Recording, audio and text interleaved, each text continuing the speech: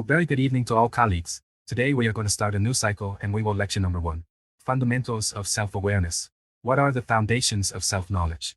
If so, then we will be able to further develop our understanding of self-realization. So, remember that this course consists of 75 topics, 75 lectures that have the purpose of awakening everyone's consciousness. We are going to awaken the consciousness through the work on oneself. So, you may ask, what is to know oneself? So, when we talk about knowing oneself, we are talking about becoming one with our own inner self. We are talking about reaching the peak of consciousness. Yes, and this process is what we are going to know, or what we are going to call as the inner self-realization of our own being.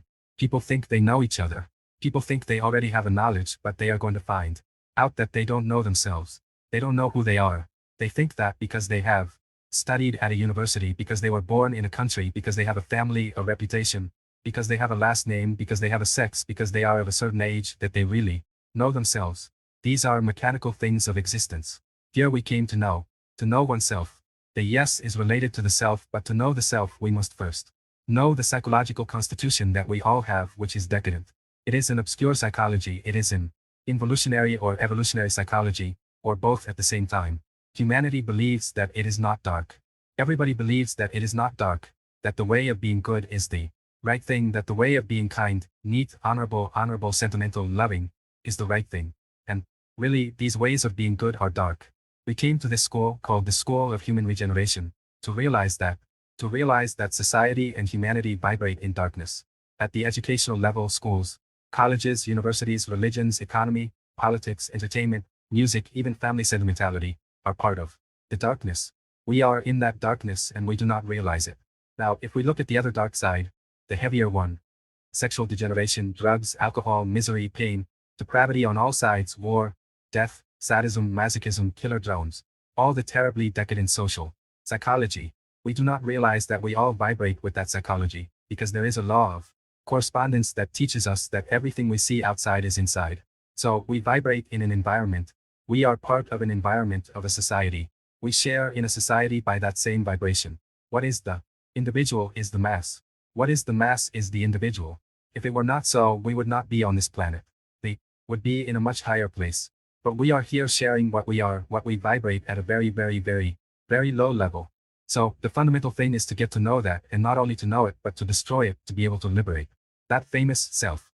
That self is a higher transcendental psychology that we all have trapped in, that called degeneration, ego, good and bad things. It might cause a bit of astonishment to expose this in such a crude way, but the circumstances and the environment demand it. The involutionary and depraved charge of the whole race demands it. So we are not out of tune, we are not out of time. We have a strong, rigorous, decisive approach. And well, that is the knowledge we are delivering.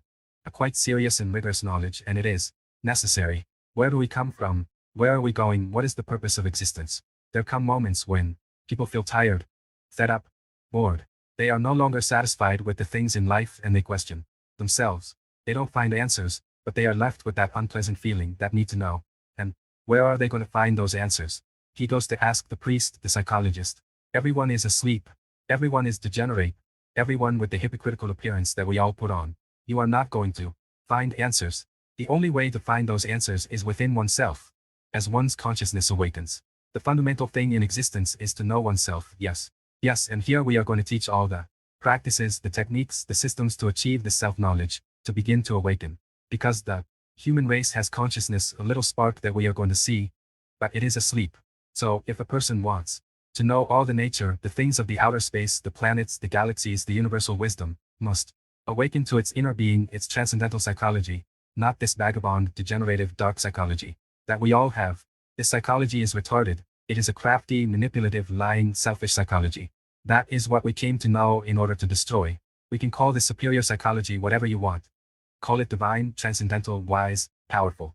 It does not matter. The important thing is to know that everyone has it asleep, trapped in the ego, and that it must be released. A power, a universal wisdom. A wisdom that puts us in contact with transcendental beings from outer space. In order to know, we first have to know what we are composed of, so we can determine our starting point, and the process of awakening consciousness, and where we are going to get to. So, to go deeper into this topic, we are going to talk about the fact that we are composed of 3 main aspects. And here we go to the main aspects that make us up. So, we see here the part of matter that is the physical body, the part of energy, which is the mind or soul, and the light, which is the spirit. We are all made up of these three parts. What? So, let's talk about what is the physical body. That is, the physical body is the one we can see, we can feel, but we are not this physical body. In other words, the body is simply the vehicle, the matter through which the soul or the spirit moves. It is necessary to clarify what the soul is and also what the spirit is. Why do many people confuse these terms? So, the soul is the psychic energy that is within our own being. It is the mental energy, the emotional energy, the instinctive energy, the same sexual energy. So, this psychic energy of our soul is filled or contaminated with many defects of the psychological type.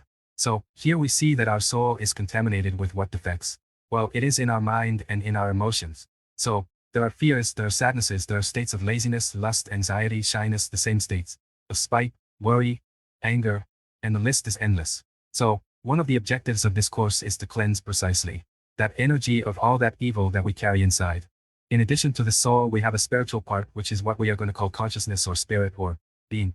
We are going to talk a lot about being in these lectures. And the being is divine, that is, that part of God in us. So, that spiritual part is in us at this moment in 3% of energy, and the remaining 97% is trapped in the psychological defects. In other words, that is what makes up the soul. So, with this we can begin to draw the conclusion that the objective of self-knowledge is to make that spiritual part, which is currently at 3%, become 100% consciousness, and that the soul, which is all our psychological defects, is reduced to zero, that is, it becomes ashes.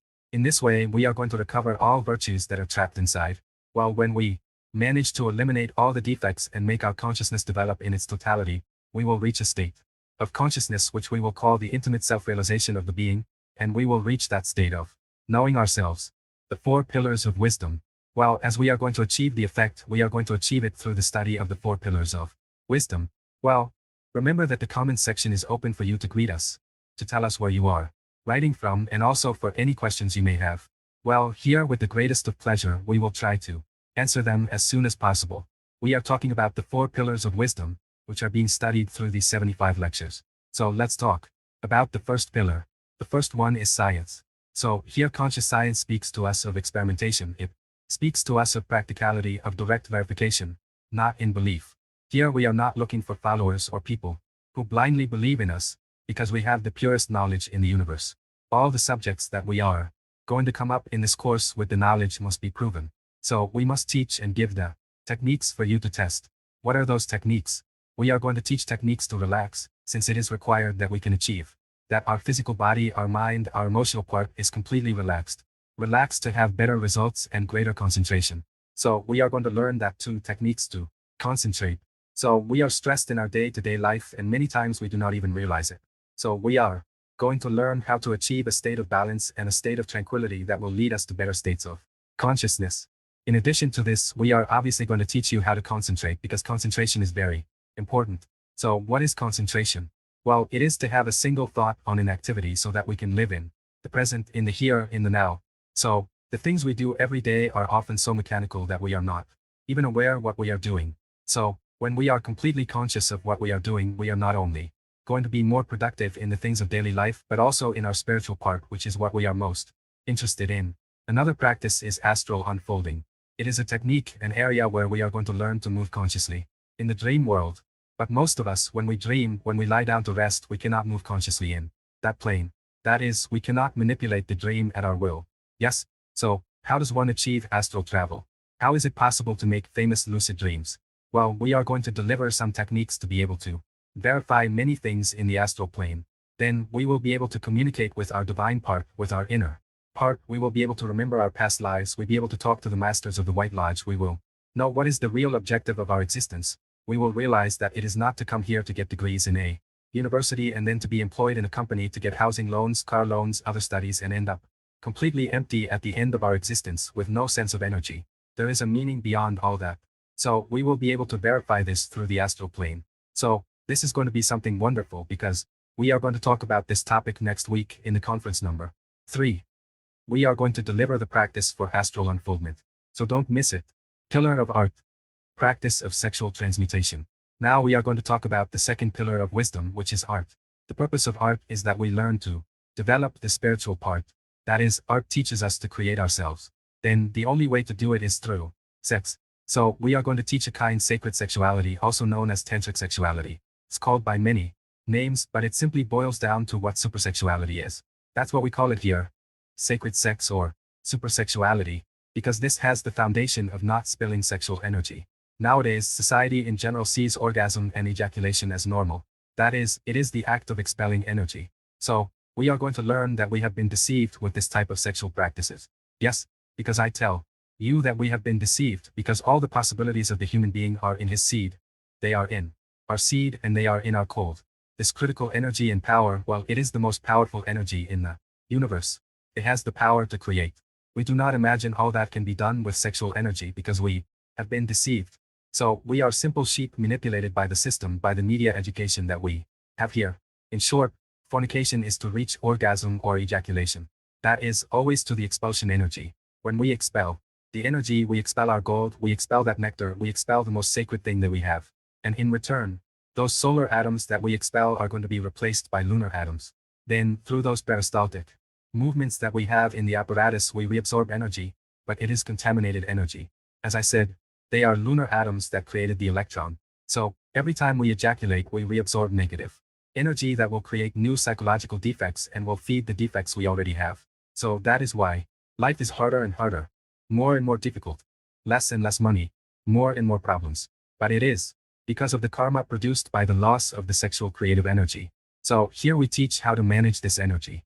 That is what is known as transmutation. In other words, transmutation is to convert that liquid into vapor. That is to say, transmutation is to convert the solid into seminal vapors which are going to ascend through our spine, and then that energy is going to be directed towards our brain, right? So that we can create the higher existential bodies of being. So in this course we talk about the fact that there are 7 dimensions and that there are some vehicles or bodies to be able to move in those dimensions. So through the technique of supersexuality, we will be able to regenerate the physical body and the vital body, and we will be able to create the other spiritual bodies. We will be able to create the astral, mental, causal body and unite them with the spiritual bodies, which are the will body and the atmic body. So, in order to be able to create those bodies, it is very important that we know the technique of supersexuality, which has practically 3 aspects as its foundation. 1. Chastity. Not to be confused with celibacy. Chastity means that when it comes to sexual union, there should be neither orgasm nor ejaculation. This is the basis of sexuality. 2. Fidelity. That is, you must have only one partner. Only one. You cannot be changing partners. This is fundamental. You cannot practice with more than one partner. It is with only one, and it must be of the opposite sex. Man and woman. You cannot have the same sex because they are 2 positive poles and they will not create anything. It is like electric energy. If you put positive pole with positive pole, there is no electric current. The light bulb does not turn on. If you put 2 negative poles, neither. You have to put a positive pole and a negative pole so that the conductivity is given and you can turn on the light bulb, the TV, the cell phone, whatever. So it is the same thing, so that you keep this in mind. 3. Love. It takes love for the energy and love for the partner. Love is the reason for love. It is something we do not know yet. So, having these 3 principles, we are going to talk about each one of the steps to perform the practice of sexual transmutation, right? So, the practice we are going to do a conjugation. That is already having the couple, right? Yes, our wife or husband in the case of women. Then we are going to have an appropriate place which would be the bedroom of the house. And this place we are going to do first the conversations, the collaborations of the belly lin and the magic circle. These we are going to teach in lecture number 7, which you already know because here it is. Then, after we have made the magic circle, we will make a supplication to the Father and to the Divine Mother. The Father represents wisdom. The Mother represents the love that dwells within each one of us. Once we have done the little indication, we have to have a lot of concentration and imagination, and the will, not to spill the sexual energy. That will help us to be very relaxed, that will help us to control correctly. So, through this petition, yes, it is very short. Then we go to a process of caressing and kissing, okay? That is the step in which the sexual creative energy is going to be activated through this caressing process, okay? So, what we are looking for is for the male to get his penis erect, and in the case of the female, for her yoni to become lubricated. Then, once the organs are ready, they are prepared, the sexual union takes place, which is lingam yoni. You have to keep in mind that it is only as the lingam yoni slide is. In other words, nothing is exaggerated, nothing is exaggerated. All these are sexual practices that make the energy go into involution. Yes, so we have to take this into account. Once the sexual union takes place, which requires that each participant is concentrated. That is, each of the members of the spouses, because the male will concentrate on his process, and the woman will concentrate on her process, on her spine and her brain.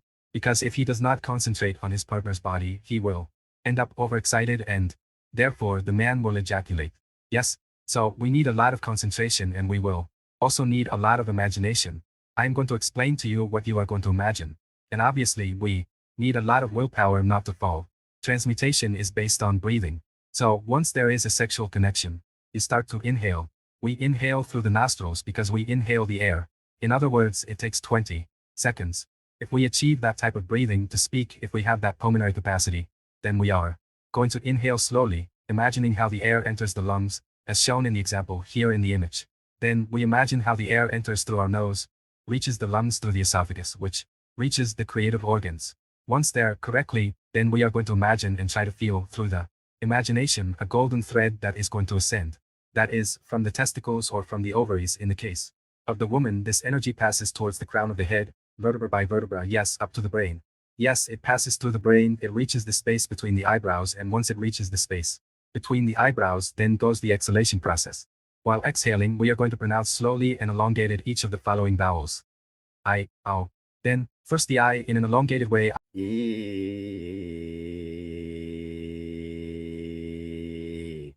Then a new process, respiratory. We imagine that the entrance of the air arrives to the lungs. Until the gonads we retain the air. The golden thread rises, arrives to the space between the eyebrows, and we exhale with the A of elongated form. Then a new respiratory process. We imagine how the air enters the lungs, arrives to the esophagus, arrives to the gonads. There we retain the golden thread rises, arrives to the space between the eyebrows, and we exhale with the O in an elongated form. Then, more or less, the mantralization would be as follows. We inhale, we retain the air, the golden thread rises, reaches the space between the eyebrows, and we exhale with the I. Then, a new respiratory process. We retain the golden air and exhale with the A. New respiratory process. We imagine how the air enters the lungs, reaches the esophagus, passes towards the chakras. We retain the air, the golden thread rises, reaches the space between the eyebrows, and we exhale with the O. When we finish, we can repeat the process until all the energy has been transmuted. It is important to maintain concentration, imagining the whole breathing process. After we disconnect, well, as I was saying, right? When the potency is lowered, if it is necessary to make movements, then we make movements to recover the potency. And this process is repeated until there is no more power. It is important to keep in mind that the success of this practice is to never spill the sexual energy, never reach ejaculation, avoid overexcitation at all costs, because overexcitation leads to loss of energy. So always gentle movements, because we will stop when the energy will begin to concentrate in our body and will begin to develop the higher bodies of existence. Then, first the physical body will regenerate. As I was saying, the physical body, when it becomes the first vertebrae, the vital body will be made.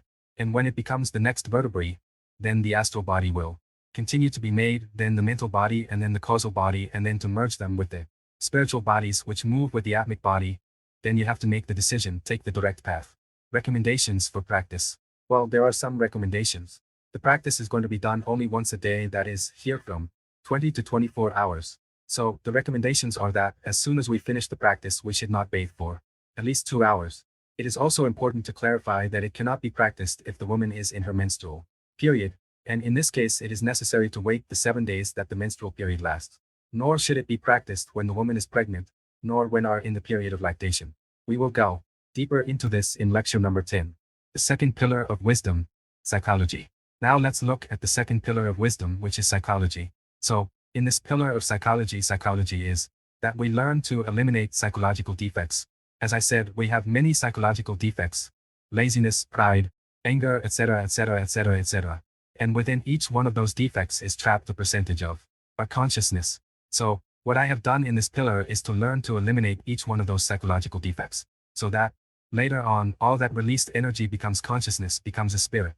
So, there are many defects. Usually they move within ourselves in the different centers of the machine.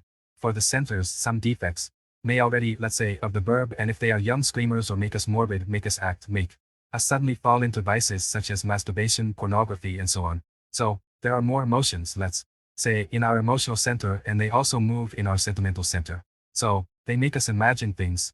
They make us remember things. They make us plan things like stealing, like adultery, like cheating. So they make us and they are going to deceive because it is a lie, but they not only enter the mind, but they are also on a level, let's say, emotional. So emotionally, we also feel fear, anger, anxiety, depression, all these kinds of pleasant and unpleasant emotions. Let's continue looking a little bit lower in the sexual energy or in the sexual center, because we will find many times of morbidness through impotence or lack of sexual appetite, which can also become a defect. Well, there are many defects, and what we have to learn is to eliminate each one of those defects in colors, because as I had told you, each one of these defects in colors can become a defect. Defect has trapped a percentage of the consciousness. So, let's eliminate this.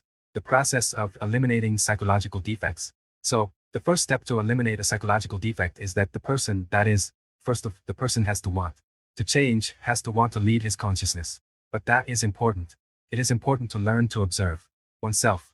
Self-observation is like opening the doors through which defects manifest themselves. Those doors are the thoughts, that is, the mind, the emotional part, the instinctive part, and the sexual part. So we have that line of attention and tendencies of everything we think, everything we feel, everything we say, and to be observing it, to be aware of it. Then, when we are in this process of observation, we will reach a point where we will begin to describe this defect. So, let's give an example. Let's say that the morning we get up early, we start to develop self-observation.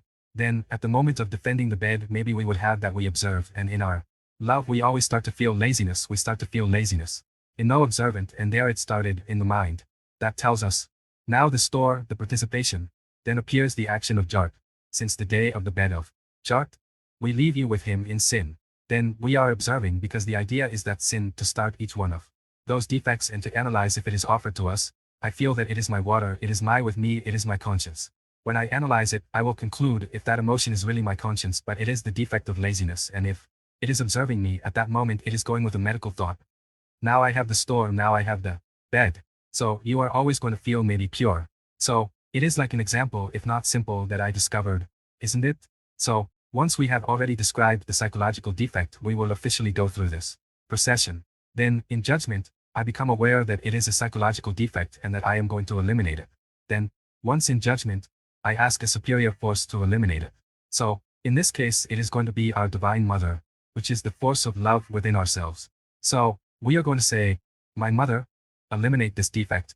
Then, the Divine Mother, who is the force of love within ourselves, will eliminate the defect that we have observed. That is all. So, every defect that we discover, let's say we ask the Mother to eliminate it. So, the Mother is the one who does it. So, this is the process. So, this is the process. So, this is what is known as the practice of death in motion or psychological death. So, every time I start to observe, well, I start to look at lots and lots of details. The third pillar of wisdom, mysticism. Now let us look at the third pillar of wisdom, which is mysticism. Mysticism teaches us to love the previous work with the exterior.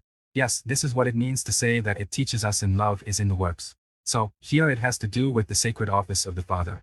It is like the Father, as you would say to vibration. So, the being is the one who teaches. So, it is related to the service. So, we are going to give this knowledge for free. Here is the condition, no distinction. We are going to be race distinction, I think. No, we are not going to discriminate anybody. This is for everybody. But always, here is the third one, respecting free will. What do you think? That, let it be the closest relative, whether it is the children, the father, the mother, the first sibling, whoever. We are not going to force anyone. We are not going to force anyone to work. They have to be here. Then, for whatever you want, it happens I need before. It is for very special to believe this knowledge. We are not going to mix it with any other kind of knowledge. We are not going to mix it. We are not going to add it. Either it takes away from me.